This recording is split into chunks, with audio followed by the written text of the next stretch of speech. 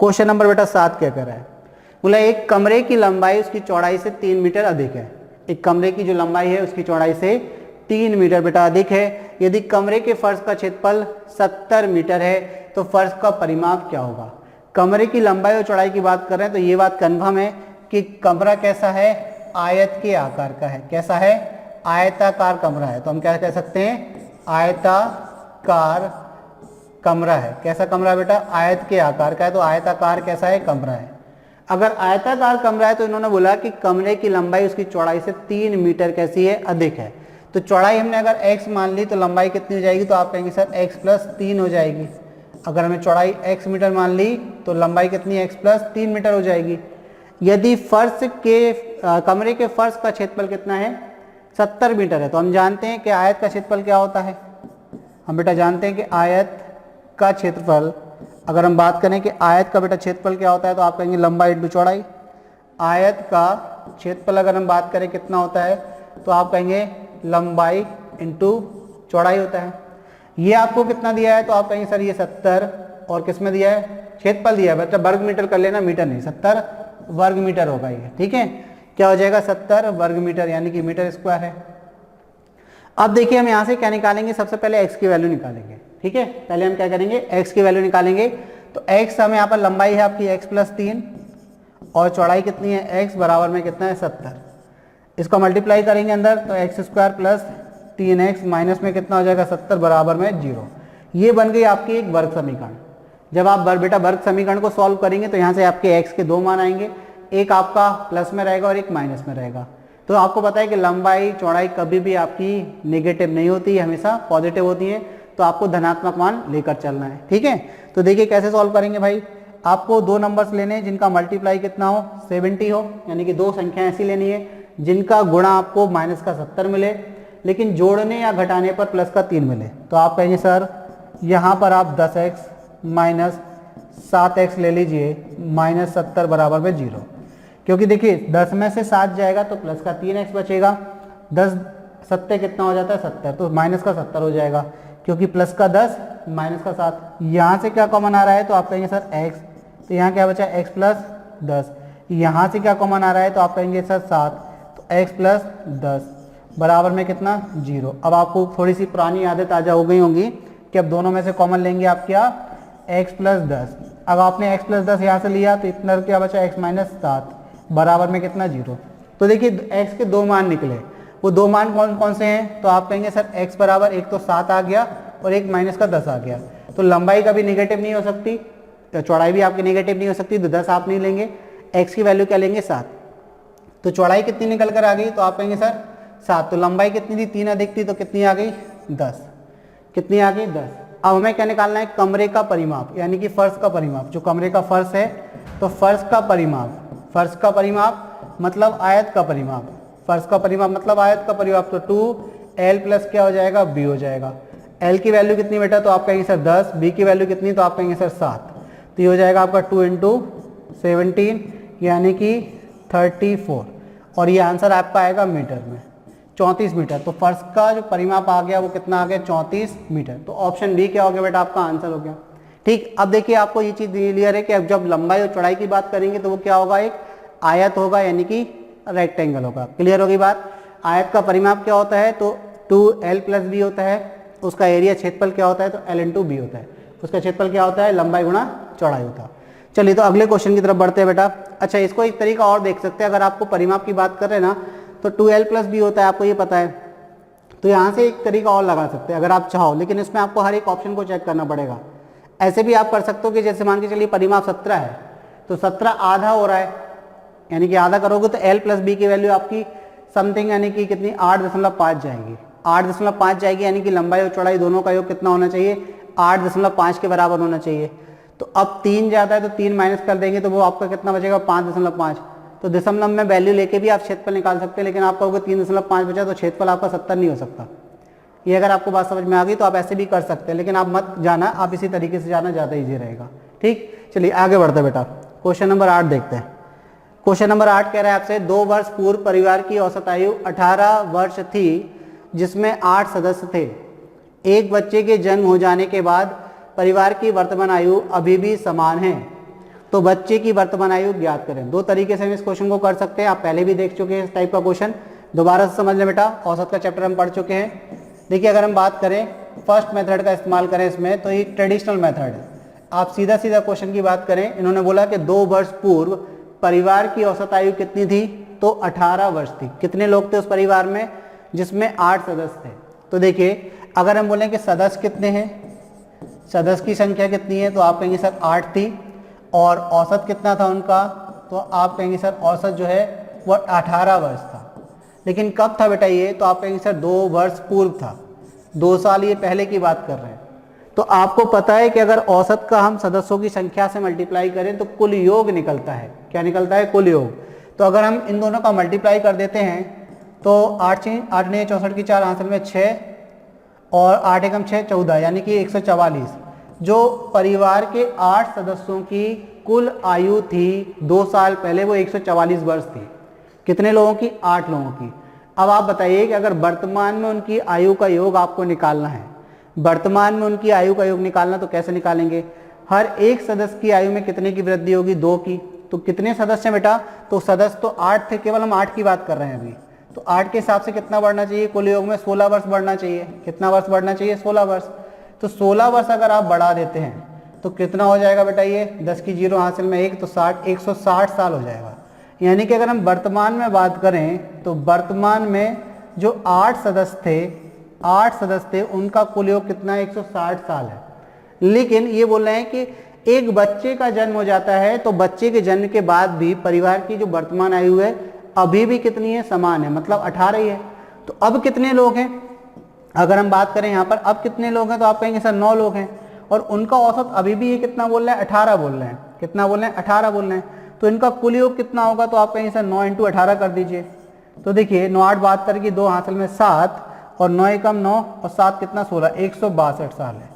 यानी कि वर्तमान में अभी उन 9 लोगों का औसत कुल योग कितना है, तो वर्तमान में 9 लोगों का कुल योग 162 है।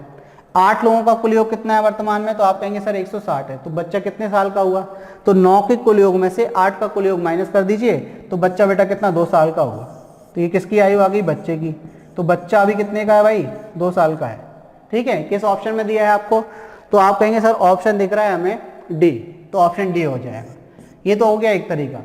अब सेकंड, अगर आप इसको डायरेक्ट करना चाहते हैं तो इसको समझना पड़ेगा आपको।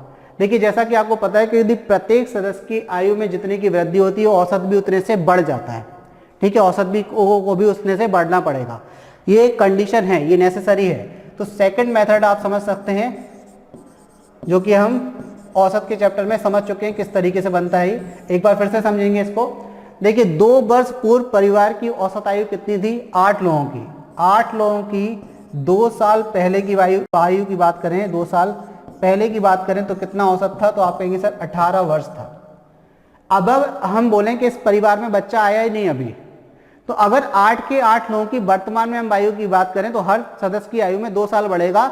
यानी कि वर्तमान में इनका कुल योग कितना होना चाहिए, कुल योग की नहीं बात करेंगे, हम औसत कितना होना चाहिए। हर एक सदस्य की आयु अगर 2 साल बढ़ रही है तो वर्तमान में इनका औसत कितना होना चाहिए था, तो आप कहेंगे सर वर्तमान में इनका औसत 20 होना चाहिए था। लेकिन 9 सदस्य हो गए, वर्तमान में 9 हो गए, और औसत अभी भी 18 है। ठीक है, तो अब आप जानते हैं कि अगर औसत अभी भी 18 है तो इसका मतलब क्या है कि अगर औसत के बराबर वाला समूह में आता है तो औसत में कोई परिवर्तन नहीं होता है। तो अगर औसत में कोई परिवर्तन नहीं हुआ तो इसका मतलब क्या है कि जो बच्चा है उसको हमें ऐसा मान के चलना पड़ेगा कि जो बच्चा आया, जो पैदा हुआ, डायरेक्ट 18 साल का पैदा हुआ। कितने साल का बच्चा पैदा हुआ, डायरेक्ट 18 साल का बच्चा पैदा हुआ। यानी कि बच्चे की आयु भी हम कितनी मान रहे हैं, 18, क्योंकि 8 लोगों की 18 साल थी 2 साल पहले आयु। आज भी उनकी कितनी, 9 लोगों की 18 साल है।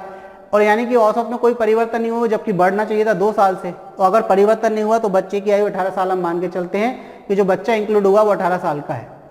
लेकिन ऐसा पॉसिबल नहीं है, क्योंकि बच्चे ने जन्म लिया है तो वो 18 साल का डायरेक्ट नहीं हो सकता।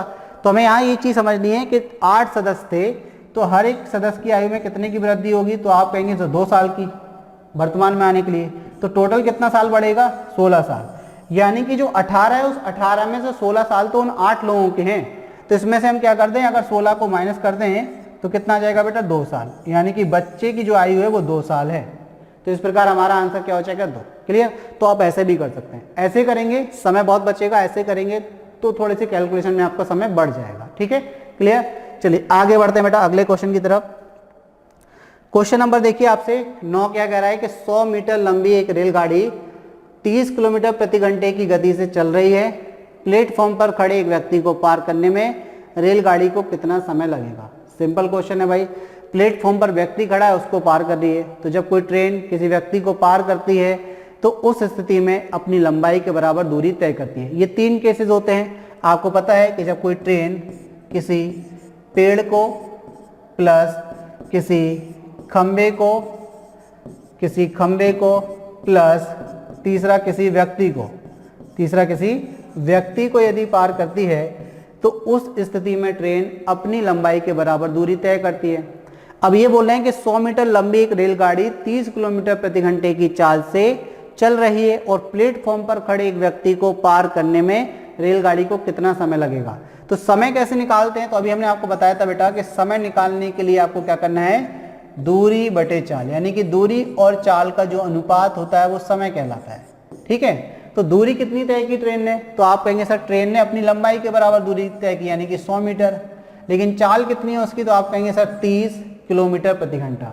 यहाँ मीटर और यहाँ किलोमीटर प्रति घंटा है, तो आपको क्या बताया था कि किलोमीटर प्रति घंटा को यदि मीटर प्रति सेकंड में बदलना है बेटा तो क्या करोगे आप 5/18 से मल्टीप्लाई करोगे। तो इसमें 5/18 से मल्टीप्लाई कर दीजिए, 0 से 0 कैंसिल, 3 से ये 6 बार कैंसिल, 6 ऊपर चला जाएगा बेटा, 5 से ये 2 बार कैंसिल, 2 का मल्टीप्लाई 6 में हो जाएगा।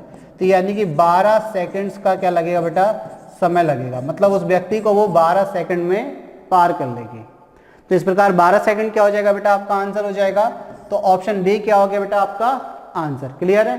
चलिए तो अगले क्वेश्चन की तरफ बढ़ते हैं। क्वेश्चन नंबर 10 देख लेते हैं। देखिए क्वेश्चन नंबर 10 क्या कह रहा है। क्वेश्चन नंबर 10 कह रहा है ए और बी एक साथ किसी कार्य को 10 दिनों में कर सकते हैं, बी अकेला उस काम को 30 दिनों में कर सकता है, तो ए अकेला उस काम को कितने दिन में करेगा।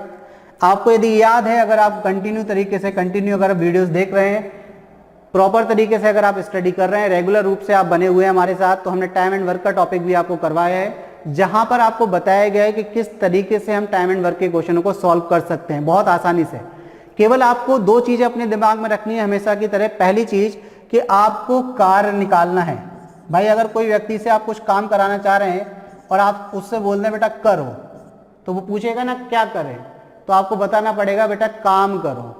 ठीक है ना, कुछ पैसा कमाओ, या तो नौकरी करके काम करो, या किसी के यहाँ काम करके काम करो, या फिर कोई अपना बिजनेस करके काम करो, लेकिन काम करो। यदि आप लेबर हैं तो आपको भाई क्या करना पड़ेगा, मजदूरी करनी पड़ेगी। समझ रहे हो, तो चीजें समझनी पड़ेगी कि कोई हमें कार्य करवाना है, टाइम एंड वर्क का क्वेश्चन है, तो हमारे पास कार्य होना अति आवश्यक है। क्योंकि भाई व्यक्ति से कार्य कराना है और ये नहीं पता कि कौन सा कार्य कराना है, तो आपको टाइम एंड वर्क में हमेशा याद रखना है कि हमें क्या चाहिए, कार्य यानी कि वर्क। और दूसरी चीज इफिशियंसी यानी कि अगर हम बात करें क्षमता की, तो दूसरी चीज हमें क्या चाहिए, क्षमता। भाई अगर मान के चलिए आपका विचार है कि कमरा बनवाया जाए, बहुत अच्छा, ठीक है, लेकिन आप चाहते हैं कम समय में बने। आपने एक कारीगर को बुलाया, उससे पूछा भाई ये कमरे को हम ऐसा ऐसा चाहते हैं, इस तरीके से आपको बनाना है, कितने दिन में बनाओगे, तो आप उसने कहा भाई 50 दिन में बना देंगे। दूसरे को आपने बुलाया, आप उसने कहा 30 दिन में बना देंगे।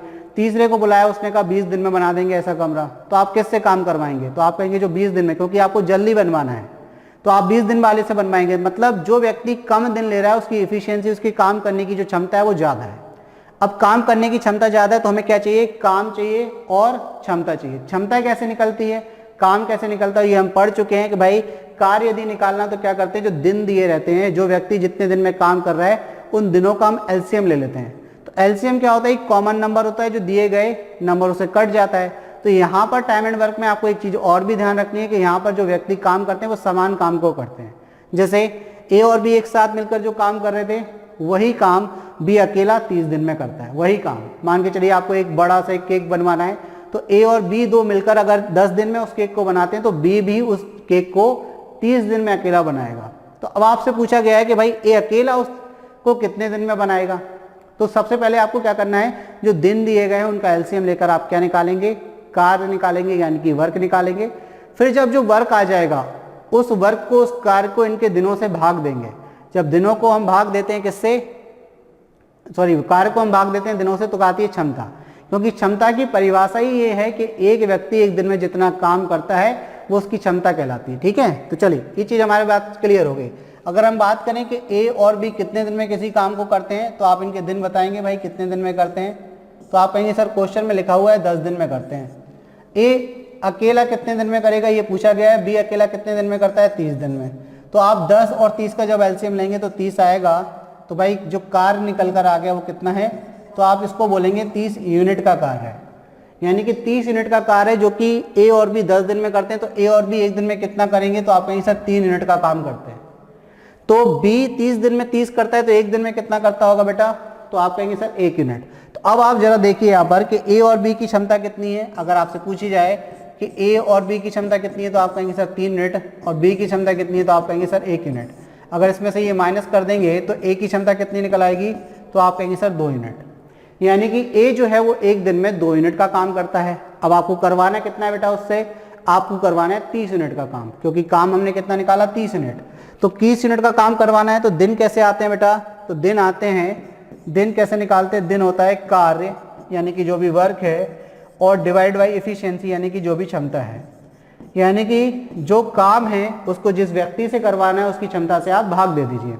तो काम कितना है, तो आप कहेंगे 30 यूनिट का, किससे करवाना है, ए से, उसकी क्षमता 2 है, तो यानी कि वो 15 दिन में उस काम को कर लेगा।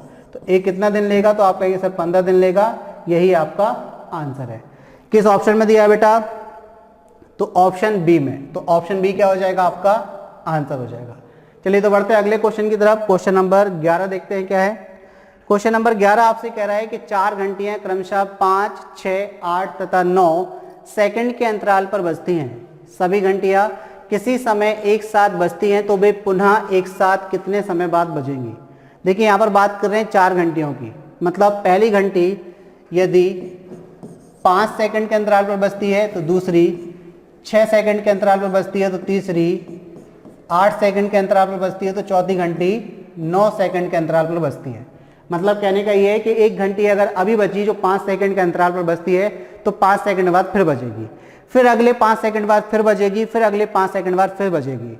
इसी प्रकार दूसरी जो घंटी है हर 6 सेकंड के गैप पर बजती है, तीसरी हर 8 सेकंड के गैप पर बजती है, और चौथी घंटी हर 9 सेकंड के गैप पर बजती है। इन्होंने बोला कि अगर ये अभी एक साथ बज गई तो दोबारा एक साथ कितने समय बाद बजेंगी, आपको ये बताना है। तो दोबारा एक साथ बजने का समय आपको अगर निकालना है तो मतलब इनका एलसीएम ले लीजिए, क्योंकि एलसीएम इनका क्या होगा, कॉमन टाइम होगा जो इन तीनों से डिवाइड होगा, इन चारों से डिवाइड होगा। तो एलसीएम कैसे लेते हैं बेटा, तो 5, 6, 8, 9 लिखिए, इनको एक कॉमन संख्या से भाग दीजिए जिसमें मैक्सिमम नंबर आपके डिवाइड हो जाए। तो आप देखिए 6 और 9 3 से डिवाइड हो रहे हैं, बाकी कोई भी नहीं हो रहा है तो हम पहले किससे भाग देंगे, 3 से। तो 5 ये 2 बार भाग जाएगा, ये 8 और ये 3 बार। अब देखिए आप ये 3 है ये 5 है, लेकिन ये 2 से डिवाइड हो रहा है तो 2 से भाग दे दीजिए। तो 5 और ये आपका 1 हो जाएगा, ये 4 और ये कितना हो जाएगा 3। अब भाग नहीं जा रहा है किसी कॉमन नंबर से तो इन सभी का आपस में मल्टीप्लाई कर दीजिए। 3 का 2 में मल्टीप्लाई 6, 6 का 5 में मल्टीप्लाई 30, 30 का 4 में मल्टीप्लाई 120 और 120 का मल्टीप्लाई 3 में, तो कितना 360। यानी कि 360 सेकंड्स बाद 360 सेकंड्स बाद ये सभी क्या होंगे, एक साथ बजेंगी। अब अगर 360 सेकंड बाद एक साथ बजेंगी तो आपको ऑप्शन क्या दे रहे हैं, 360 सेकंड दिए हैं क्या, नहीं, मिनट्स दिए हैं। तो सेकंड को मिनट में कन्वर्ट करने के लिए हमें किससे भाग देना पड़ेगा, 60 से, क्योंकि हम जानते हैं 1 मिनट में 60 सेकंड होते हैं। 0 से 0 और 6 से ये 6 बार कट जाएगा, यानी कि 6 मिनट बाद ये हर 6 मिनट बाद एक साथ बजेंगी चारों की चारों घंटियाँ। किस ऑप्शन में दिया है आपको, तो ऑप्शन बी में दिया है। ऑप्शन बी क्या हो गया बेटा, आपका आंसर हो जाएगा। ठीक, चलिए तो अगले क्वेश्चन की तरफ बढ़ते हैं। क्वेश्चन नंबर 12 देखते हैं। क्वेश्चन नंबर 12 कह रहा है कि एक विद्यार्थी से किसी संख्या में 3/2 से गुणा करने के लिए कहा गया, परंतु उसने उस संख्या में 3/2 से भाग दे दिया। 3/2 से क्या कर दिया बेटा, उसने भाग कर दिया, तो उसका परिणाम सही उत्तर से 10 कम था, तो वह संख्या थी। देखिए जब भी इस टाइप का क्वेश्चन आया ना आपको कि भाई एक स्टूडेंट से, एक छात्र से आपने बोला कि भाई एक संख्या है, नहीं पता कितनी है, उसको 3/2 से गुणा करो। किससे गुणा करना था, 3/2 से गुणा करना था, लेकिन गलती से इसने क्या कर दिया बेटा, 3/2 से भाग दे दिया। 3/2 से भाग देने का मतलब होता है कि 2/3 से इसने गुणा कर दिया। ठीक है, 3/2 से भाग देने का मतलब होता है कि 2/3 से इसने गुणा कर दिया, मतलब उसका रेसिप्रोकल कर देंगे, उसका प्रतिलोम कर देंगे। तो अब आपको क्या करना है कि जो विद्यार्थी को करना था तो किससे गुणा, 3/2 से, उसने कर दिया किससे गुणा, 2/3 से। तो यानी कि अब आप क्या करेंगे इस क्वेश्चन को सॉल्व करने के लिए, जो आपके फ्रैक्शन है भिन्न, उनके जो हर हैं उनका आप एलसीएम लेंगे। तो एलसीएम कितना आएगा, 2 का और 3 का एलसीएम यानी कि लघुत्तम समापवर्तक आप कहेंगे सर 6। तो हम मान लेंगे कि वो संख्या कितनी है, तो हमने मान लिया कि वो संख्या कितनी है, तो आप कहेंगे सर वो संख्या 6 है, जिसको 3/2 से गुणा करना था लेकिन गलती से 2/3 से गुणा कर दिया। तो चलिए पहला केस देख लेते हैं कि अगर विद्यार्थी समझदार होता, सही से सुन लेता और उस संख्या को यानी कि 6 को 3/2 से गुणा करता तो रिजल्ट क्या आता। तो 2 से ये कटेगा 3 बार, यानी कि आपका रिजल्ट जो परिणाम आता वो 9 आता। लेकिन इस बेवकूफ ने क्या कर दी बेटा, बेवकूफ़ी, सुनने में गलती कर दी। उस संख्या को 3/2 से गुणा करने की जगह 2/3 से गुणा कर दिया, यानी कि 6 को 2/3 से गुणा कर दिया। 3 से ये 2 बार कटेगा, यानी कि रिजल्ट क्या आया, 4। अब आप बताइए कि रिजल्ट आना चाहिए था 9, आया कितना, 4, तो कितने की कमी हो गई, तो आप कहिए सर 5 यूनिट की कमी हो गई। अब 5 यूनिट की कमी हो गई। क्वेश्चन में क्या कह रहा है भाई, उसका परिणाम सही उत्तर से 10 कम आता है, यानी कि 5 यूनिट की वैल्यू किसके बराबर, तो आप कहेंगे सर 10 के बराबर। 1 यूनिट की वैल्यू किसके बराबर, तो आप कहेंगे सर 2 के बराबर। आपसे पूछा क्या गया है, संख्या, तो वो संख्या हमने कितनी मानी, 6 यूनिट। तो 6 यूनिट की वैल्यू किसके बराबर, दोनों तरफ 6 से मल्टीप्लाई कर दीजिए, तो 12 के बराबर। तो वो संख्या कितनी है, वो संख्या बेटा 12 है। तो किस ऑप्शन पर टिक कर देंगे आप, ऑप्शन सी पर। क्लियर है। तो इस प्रकार देखिए आज हमने 12 क्वेश्चनों का सॉल्यूशन किया। यदि आपको ये वीडियो अच्छा लगा तो इसको ज़्यादा से ज़्यादा शेयर करें, लाइक करें और सब्सक्राइब भी करें। ठीक है, चलिए अब हम बात कर लेते हैं थोड़े से अपने ऐप के बारे में। देखिए बेटा ये हमारा ऑफिशियल एप्लीकेशन है, ऐप है।